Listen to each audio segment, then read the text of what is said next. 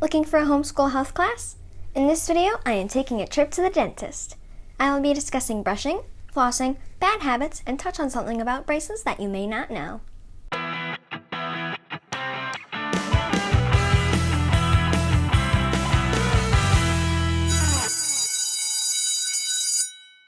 Hi, I'm Kaitlin Smith.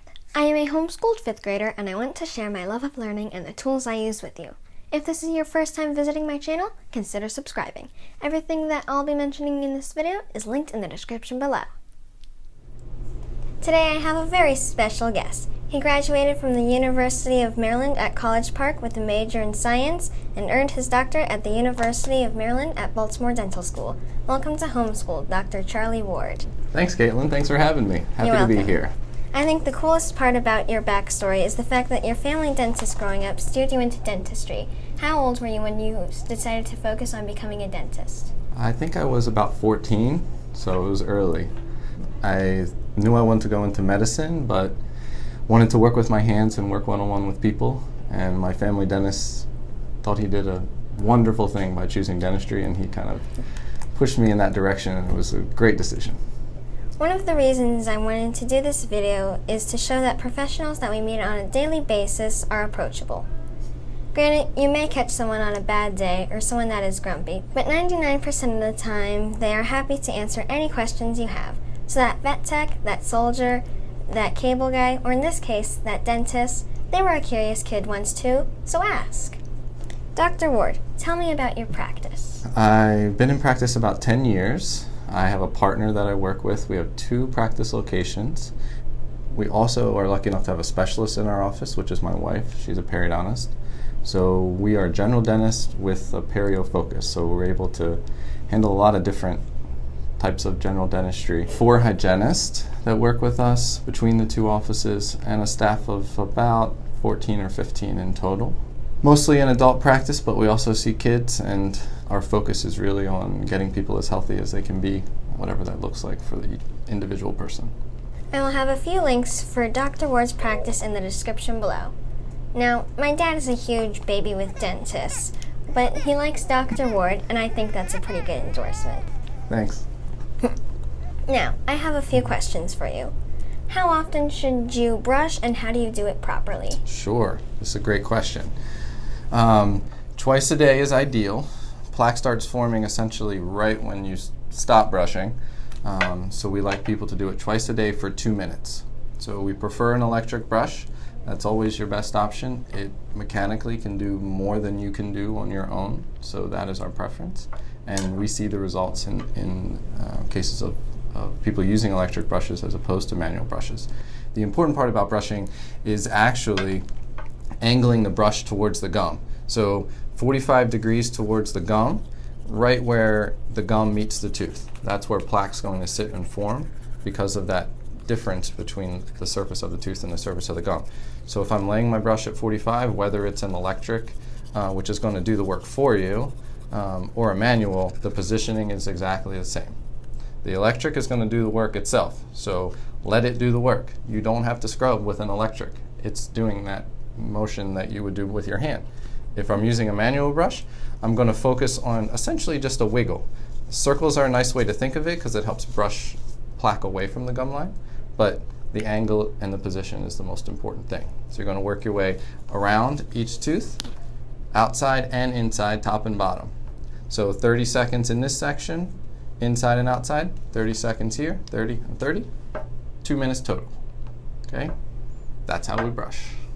What about cleaning your tongue? Cleaning your tongue is very important. The tongue surface, if you were to look at it under a microscope, essentially looks like carpet, long shag carpet, if anyone watching this channel knows what that looks like. So those little fibers that are sticking up on your tongue, the papilla, will collect bacteria. So we would use a tongue scraper or your brush to brush that bacteria off of there. Some people have more coatings on their tongues than others. That coating is essentially plaque/bacteria that we want to get off of there. So sometimes that can lead to bad breath or other issues. So when you brush your teeth, brush your tongue. How often should you floss, and how do you do it properly? So once a day flossing is more than enough to get it done. If you floss more than that, then that's great, but once is adequate. The important part about flossing is making sure that you are touching the sides of the teeth that you're flossing. So you're going to go through the tooth, and then you're going to pull towards the back, go up and down, then you're going to pull towards the front and go up and down. We're literally trying to, as we go through those teeth, they are circular, right?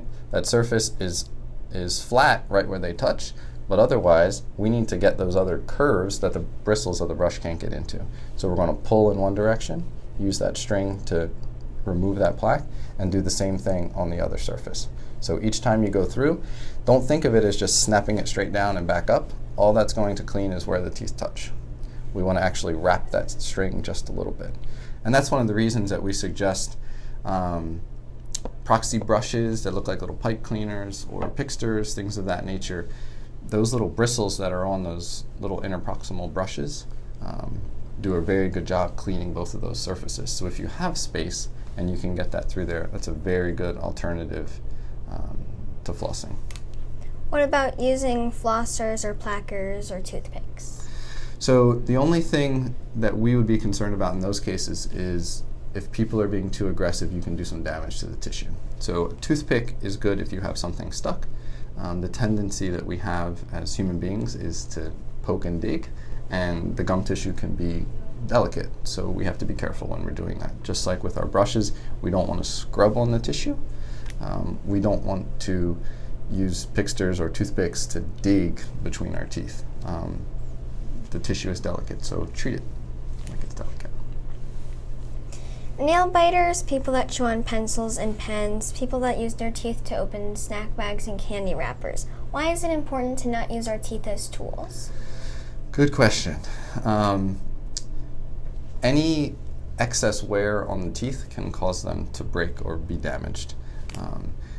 Under normal function, you're going to see wear over time. So the teeth of a 20-year-old are going to look a little different than the teeth of a 70-year-old just because they're in use.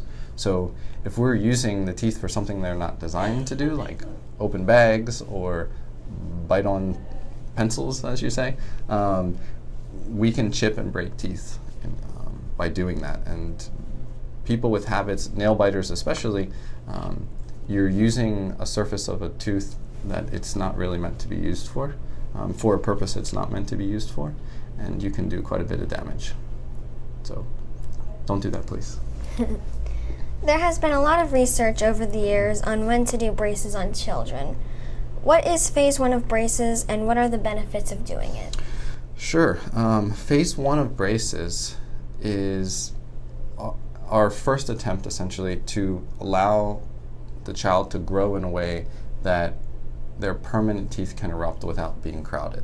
So first step is usually some type of expansion, and that allows us both to align the front teeth, because usually phase 1 is done between 6 and 8.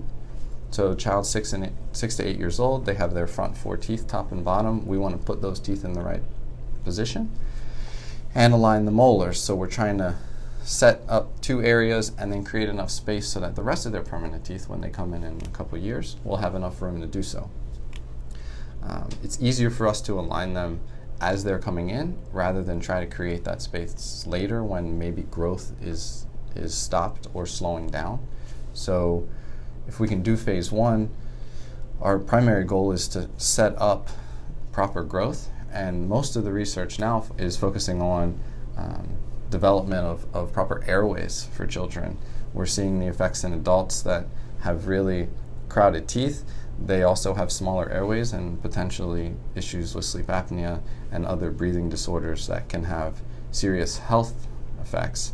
So if we can do phase 1 orthodontics in a child, then hopefully we can prevent those things from happening in the future.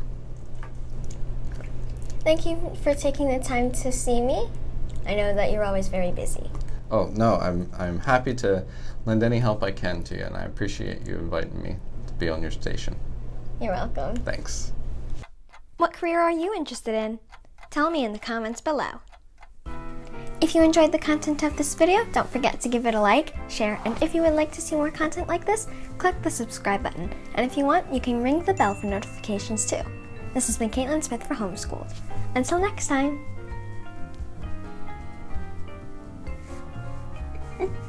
What else do you got?